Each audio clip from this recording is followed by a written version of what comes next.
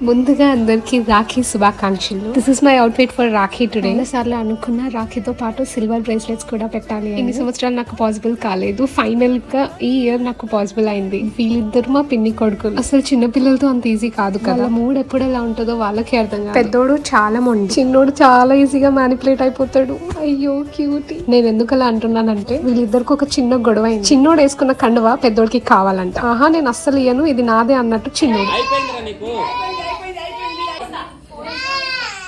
పెద్దోడికి ఏమైనా కావాలంటే ఇచ్చే వరకు అస్సలు ఊరుకోడు. చిన్నోడికి ఏదో రకంగా ఫోన్ ఇచ్చి మేనేజ్ చేసేసి వీళ్ళిద్దరికి ఎంత సిగ్గు అంటే బొట్టు పెట్టండి రా అంటే అస్సలు పెట్టేసరే. బొట్టు పెట్టేసి రాఖీ కట్టేసి అక్షింతలు తీసుకోండి రా అంటే నువ్వు ఫస్ట్ మొక్కు అని పెద్దోడు, కాదు నువ్వే ఫస్ట్ మొక్కు అని చిన్నోడు.